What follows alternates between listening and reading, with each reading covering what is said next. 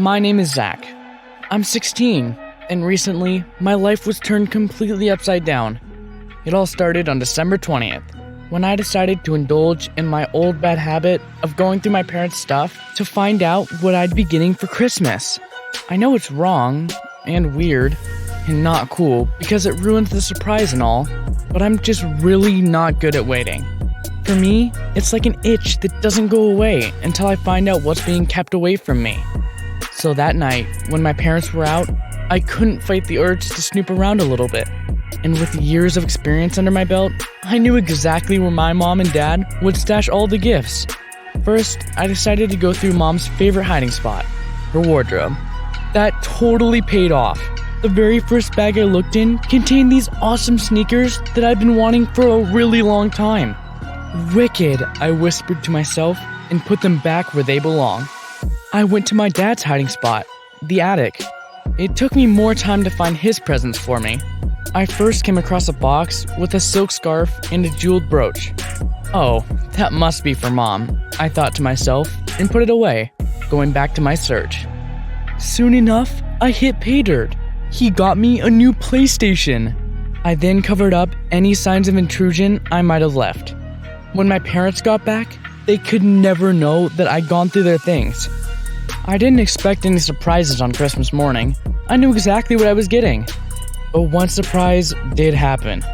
Once I finished opening my presents, I turned to see if my mom and dad were enjoying the gifts that I got for them.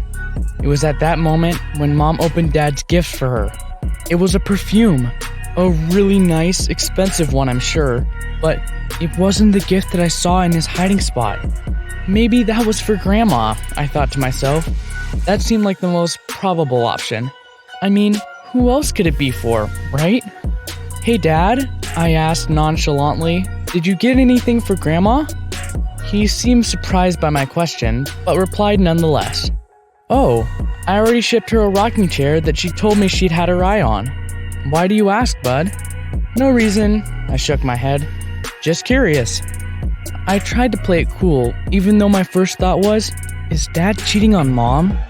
I tried to convince myself that the scarf and brooch could be for anyone, like his boss or a female co-worker or something. It's fine, I kept telling myself. There's no reason to freak out.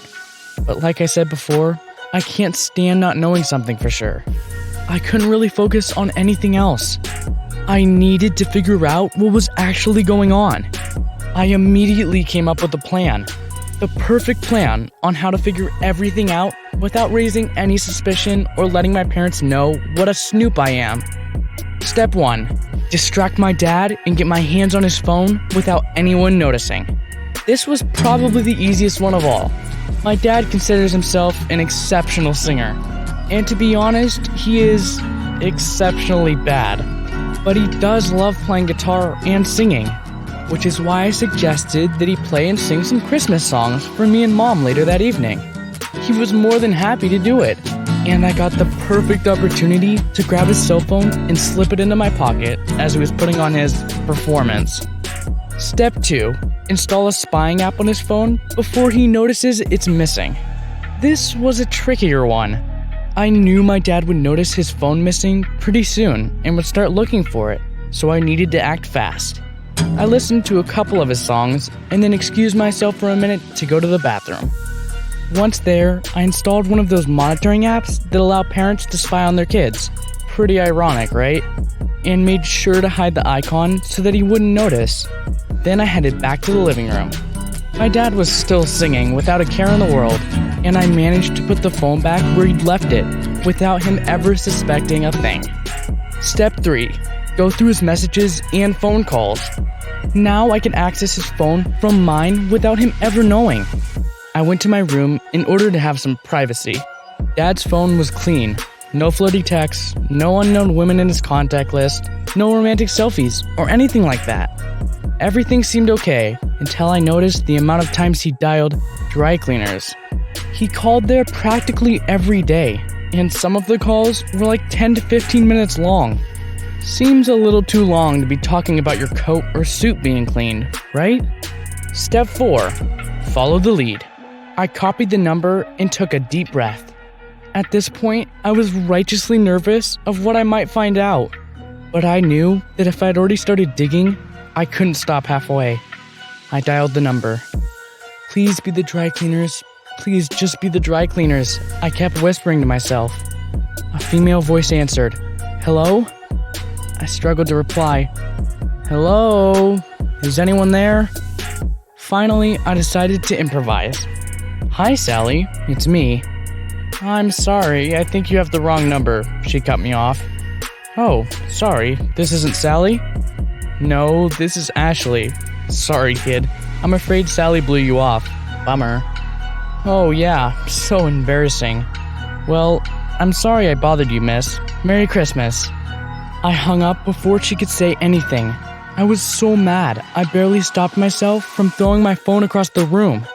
Who was this Ashley chick? Does she know my dad has a family?